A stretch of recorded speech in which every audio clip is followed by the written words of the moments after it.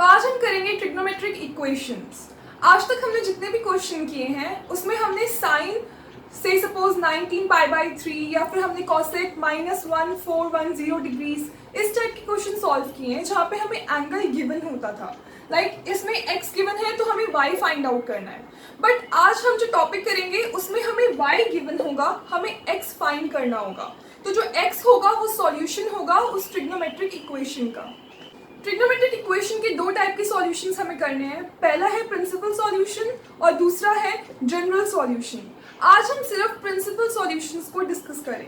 So principal solution समझने के लिए मैं एक एग्जांपल लेती हूँ जिसकी हेल्प से हमें प्रिंसिपल सॉल्यूशन ज़्यादा अच्छी तरह समझ में आएगा। सो लेट्स एक एग्जांपल, मैं कोई इक्वेशन लेती हूँ ट्रिग्नोमेट्रिक से, suppose sin x equals to 1। हमें अब ये इक्वेशन सॉल्व करनी है और हमें x की वैल्यू निकालनी है जहाँ पे 1 आता है। तो वी नो कि sin x 1 कब होता है, when x is equals to π/2। ठीक है, और कहाँ कहाँ पे sin x 1 हो सकता है, वो हो सकता है जैसे कि मैं एक कोऑर्डिनेट सिस्टम बनाऊं दोबारा से, यहाँ पे π/2, यहाँ पाई, यहाँ पे 2π, यहाँ 3π/2।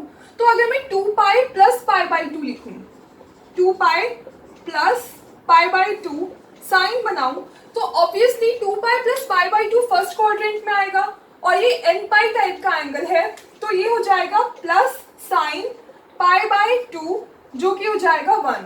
तो इस एंगल पर भी हमारी साइन की वैल्यू 1 आई है, तो यानी कि ये भी सॉल्यूशन होगा, ये भी ऐसा आ जाएगा 5π/2, यानी कि साइन 5π/2 भी 1 है। ऐसे अगर मैं और एग्जांपल्स लूं, मैं यहाँ पे 4π लिख दूं, तो x उस एंगल पर भी यानी कि 4π प्लस π/2 पर जो कि है 9π/2, इस पर भी साइन 1 आएगा। तो हमें ऐसे कितने x मिल जाएंगे, हमें ऐसे इनफाइनाइट n मिल सकते हैं। π/2 पे 1 है, 5π/2 पे भी 1 आएगा, 9π/2 पे भी 1 आएगा, ऐसे हमें बहुत सारे मिल जाएंगे। अब प्रिंसिपल सॉल्यूशन हमारा सिर्फ x इक्वल्स टू π/2 है, और ये क्यों है, क्योंकि प्रिंसिपल सॉल्यूशन वो सॉल्यूशन है जो हम सिर्फ 0 से 2π तक कंसीडर करेंगे। तो ये वाला एंगल जो है ये 2π को एक्सीड कर रहा है, क्योंकि हमने लिखा है 2π प्लस π/2, ये 2π से बड़ा है, तो ये हमारा प्रिंसिपल एंगल नहीं हो सकता।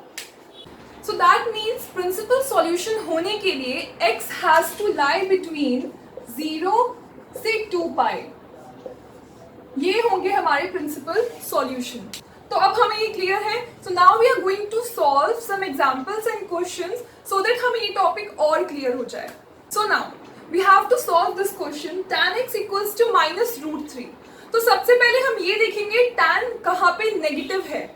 tan कहाँ नेगेटिव होता है, सेकेंड क्वाड्रेंट में एंड फोर्थ क्वाड्रेंट में। तो जो x आएगा वो हमारा सेकेंड क्वाड्रेंट का एंगल होगा और फोर्थ क्वाड्रेंट का एंगल होगा। अब हम ये देखेंगे कि tan x √3, नॉर्मली √3 कहाँ पे होता है, we know tan π/3 equals to √3, ये हमें पता है। और हमें ये भी पता है कि tan x नेगेटिव, क्योंकि यहाँ माइनस का साइन दिया है, तो tan x नेगेटिव होता है सेकेंड क्वाड्रेंट में एंड फोर्थ क्वाड्रेंट में। तो जो हमारा एंगल x आएगा वो सेकेंड क्वाड्रेंट का होगा और फोर्थ क्वाड्रेंट का होगा। सो हम इसे कैसे लिखेंगे, tan π माइनस π/3, पाई माइनस π/3 वो कुछ इस टाइप से होगा, तो वो कहाँ पे आएगा, pi minus π/3 will be in the second quadrant. तो ये एंगल सेकेंड क्वाड्रेंट का हो गया, और tan सेकेंड क्वाड्रेंट में माइनस होता है, और ये सिंस ये वाला जो पाई है ये n इंटू पाई टाइप का है, तो tan एज इट इज रहेगा, कोई कन्वर्जन नहीं होगा, तो ये tan आ जाएगा और ये हो जाएगा π/3। तो हमारा ये आंसर आ जाएगा -√3 तो हमारा ये आंसर आ जाएगा -√3। फाइन, तो ये तो था हमारा एंगल सेकेंड क्वाड्रेंट का। तो ये एंगल यानी कि pi minus π/3 which is equal to 2π/3 पे tan की वैल्यू जो है वो -√3 आ रही है, तो एक प्रिंसिपल सॉल्यूशन हमारा हो जाएगा 2π/3। अब नेक्स्ट वैल्यू यानी कि tan और कहाँ नेगेटिव होता है, वो होता है फोर्थ क्वाड्रेंट में। तो जो फोर्थ क्वाड्रेंट का एंगल है उसे हम ऐसे लिखेंगे, tan माइनस पाई बाय 3। तो 2 pi minus pi by 3 fourth quadrant हुआ, और tan फोर्थ क्वाड्रेंट में नेगेटिव होता है तो वो आ जाएगा माइनस, और ये n पाई टाइप का एंगल है तो यहाँ पे आ जाएगा tan पाई बाय 3, ये हो गया -√3। तो इस एंगल पर भी हमारी वैल्यू -√3 आ रही है, तो ये एंगल कितना हो गया, ये हो जाएगा x equals to 5 pi by 3 भी हमारा प्रिंसिपल सॉल्यूशन है। तो हमें दो प्रिंसिपल सॉल्यूशन मिलते हैं, x equals to 2 pi by 3 and 5 pi by 3। तो जब भी हम प्रिंसिपल सॉल्यूशन के क्वेश्चन सॉल्व करेंगे, हमें पहले ट्रिग्नोमेट्रिक फंक्शन देखना है और ये देखना है कि उसके वैल्यू के आगे कौन सा साइन है, क्योंकि हम उसी के अकॉर्डिंग अपने क्वाड्रेंट्स को चूज करेंगे और एंगल जो है उसी के अकॉर्डिंग डिफाइन करेंगे। इस तरह से हम तभी लिख सकते हैं जब हमें पता हो कि किस क्वाड्रेंट में कौन सा ट्रिग्नोमेट्रिक फंक्शन पॉजिटिव है या नेगेटिव है। अब इसको याद करने का मैं एक तरीका बताती हूँ।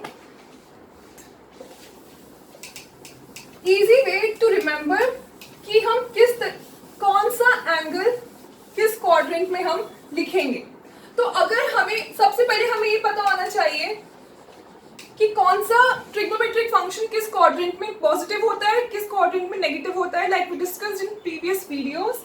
तो अगर हमारा फंक्शन, अगर हमारा एंगल फर्स्ट क्वाड्रेंट में है तो वो उसको हम लिखेंगे 0+x टाइप में। अगर हमारा एंगल सेकंड क्वाड्रेंट में हमें लिखना है तो उसको हम लिखेंगे पाई माइनस x टाइप में। इसको हम x नॉट लिख देते हैं इस एंगल को। अगर हमें थर्ड क्वाड्रेंट में लिखना है तो उसको हम लिखेंगे pi plus x not type का, और अगर हमें फोर्थ क्वाड्रेंट में लिखना है तो उसको हम लिखेंगे 2 pi minus x not type का। लाइक फॉर एग्जाम्पल, अगर हमें दिया है cos x इक्वल्स टू 1/2, ठीक है, तो cos x 1/2 कहाँ पर होता है, वो होता है cos pi by 3 equals to 1/2, ये होता है। अब हमें पता है कि cos ट्रिग्नोमेट्रिक फंक्शन cos है और इस वैल्यू के आगे साइन प्लस है, तो cos फर्स्ट क्वाड्रेंट में और फोर्थ क्वाड्रेंट में पॉजिटिव होता है। तो जो हमारा प्रिंसिपल वैल्यू आएगी वो फर्स्ट क्वाड्रेंट की होगी और सेकंड क्वाड्रेंट की होगी। तो हमारा x नॉट क्या है यहाँ पे, पाई बाय 3। तो एक प्रिंसिपल वैल्यू फंक्शन हो जाएगा, एंगल हो जाएगा हमारा x प्लस पाई बाय 3, और दूसरा हो जाएगा हमारा 2 पाई माइनस पाई बाय 3। तो ये कितना आ गया, हमारे दो प्रिंसिपल सॉल्यूशंस आ गए, pi by 3 and 5 pi by 3। These are the two principal solutions of cos x equals to 1/2। अब अगर सपोज मैं cos x 1/2 की जगह -1/2 ले लूं, यानी कि अगर मैं इसको 1/2 को -1/2 से रिप्लेस कर दूं, अगर मैं यहाँ पर लिख दूं -1/2, तो x नॉट तो यही रहेगा क्योंकि cos पाई बाय 3 ही 1/2 होता है। बट अब क्या हो जाएगा, अब हमारा ट्रिग्नोमेट्रिक फंक्शन cos है और साइन नेगेटिव है, and we know cos second और थर्ड क्वाड्रेंट में नेगेटिव होता है। तो जो हमारा प्रिंसिपल सॉल्यूशन आएगा वो सेकेंड क्वाड्रेंट में और थर्ड क्वाड्रेंट का एंगल होगा। तो जो x हो जाएगा वो हो जाएगा पाई माइनस पाई बाय 3 और एक हो जाएगा पाई प्लस पाई बाय 3। तो ये आ जाएंगे हमारे principal solutions 2 pi by 3 and 4 pi by 3। ये हमारे दो प्रिंसिपल सॉल्यूशंस हो जाएंगे।